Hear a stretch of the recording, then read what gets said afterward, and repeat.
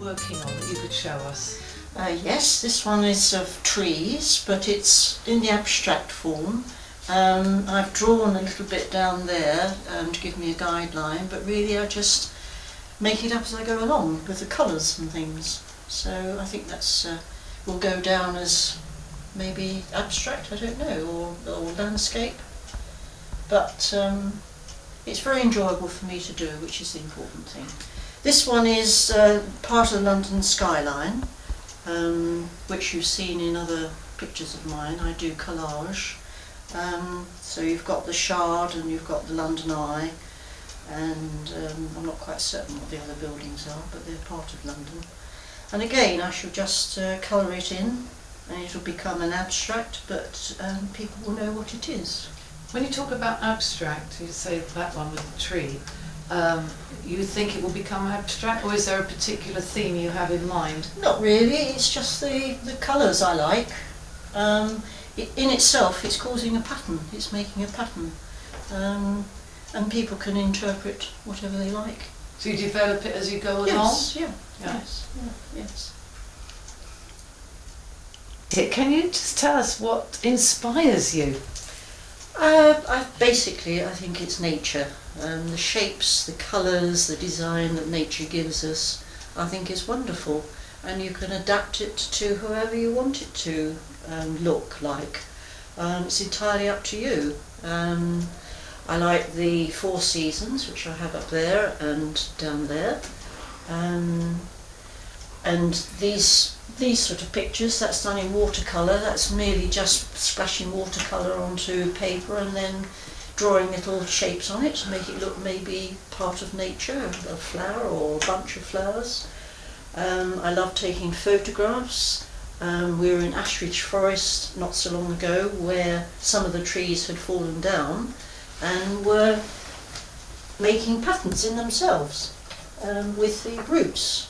You've obviously got an eye for things like that, because we would have walked past it, but you... Yes, I mean they in themselves, they're making shapes and patterns, which is very interesting, and I think in time I will sit down and I will draw the outlines and make a drawing of it of some sort. But all these interest me. Sunsets I love doing, sunrises. So yes, it's all about nature. Even the geometric shapes. This is something you also find in nature as well. So. Judy, I notice you have the most amazing collection of ostrich eggs. They're ostrich eggs, aren't they? Yes. How did all that start? Well, I used to go to an art group, and the lady that was running it suggested that maybe the following week we could bring along an egg to paint. And I thought, well, an egg, maybe she was talking about hen's eggs, goose eggs. They've got a very small area to actually do any design on.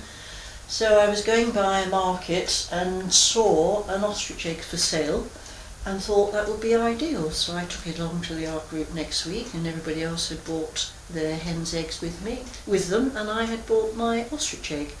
And everyone was going, Oh, that's not fair. But they're easy to do. You have this is the egg without any markings on it. This is how it arrives. They're all beautifully cleaned before they actually arrive in the country, which they have to be. Have they got the holes already in there? Just one hole is in it, where it's been emptied of all its bits and pieces. You draw on it with a pencil, your design. If anything's wrong, you need only just rub it out with your finger. When you're satisfied with what you've got, you then paint it in acrylics, which I find is the best paint for it. And then when it's dry, you can varnish it with nail polish, clear polish, or glitter, or silver, gold, something like that. This one, we've drilled the other end, so that I can then put a cord through it and make a tassel at the end of it, so it can be hung. It can be hung in a room from a light switch. A lady bought 2 from me and hung them in her stairwell, so that in the warmth of the evening it would then turn round, and she said it really was quite something to watch, with these 2 gradually sort of working their way round. So that's quite. How did all this start? Well, when I was about 6 or 7, my parents had bought paper, and my father had probably found some paint somewhere. They're not so easily come by as they are nowadays. And sat me down to a table and more or less said, you know, get on with it, do your own thing, which I duly did. And I remember painting something which was lots and lots of circles, lots of colours and things. And then I heard my mother ask my father, what is it? What's it supposed to be? And my father said, it doesn't matter. It is what she wants it to be. And I have carried on with that thought in my mind all the time, that you do exactly what you want to do in art. If people don't like it, they don't like it. If they do, then lovely, but you must do it for yourself. It's very important.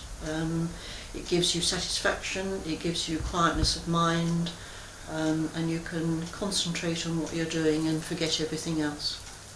Have you passed on any of your expertise to students or anybody like that? I had a chance a while ago via a friend of ours who worked at the cancer unit in Bedfordshire.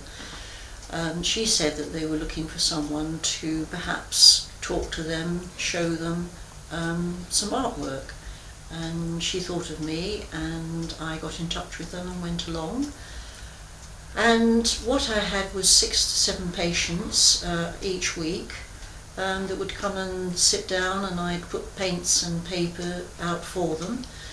And I told them that they were to do what they wanted to do. No one was going to criticise what they were going to do.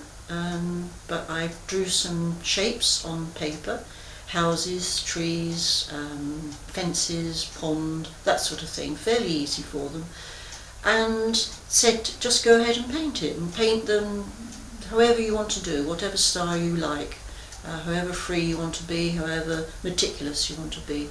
It was entirely up to them. You have got the most amazing collages I can see, and I think we're just spellbound by the beauty of the work. Can you tell us how that all started? Well, I belong to an art society, and one particular time we had an advert come in from the shop in St Albans that sold paints and wallpaper, decorating materials, and they were saying that they were going to get rid of some books of wallpaper samples, and did anyone want them? So I went along straight away and picked up 7 books of these beautiful wallpapers.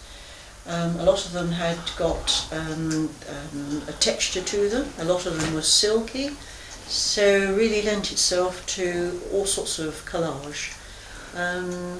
I then we'd been to Abbotsbury Swannery, where I'd bought a postcard of a swan with her signets, and I decided that perhaps I would try to do a collage of that, and it worked out beautifully. The feathers were made from a very soft wallpaper, which was almost like material, Just cut it out. I just tore some bits, stuck it onto this paper, and it gradually grew in its design.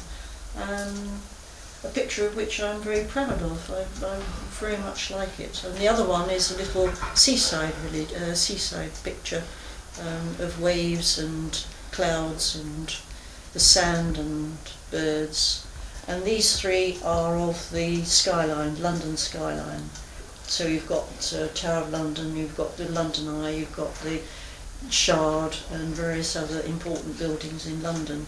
And the three pictures, I think, make quite a nice scape, nice sort of scenescape. Have you entered any competitions to show any of this work? Yes, I've had a couple of solo exhibitions of my own, and the art societies that I belong to have their own exhibitions once a year, which I always put some work into. I have put in work for competitions. I belong to a group called the SAA, which hold competitions every so often, and you can submit pictures to them. But I haven't been successful because it's a worldwide group, so you know you're having to compete against people all over the world.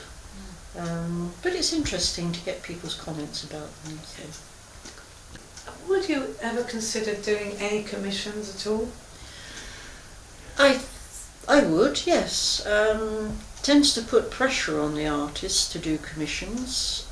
It means that they're out of their comfort zone, having to do a picture that somebody else wants them to do.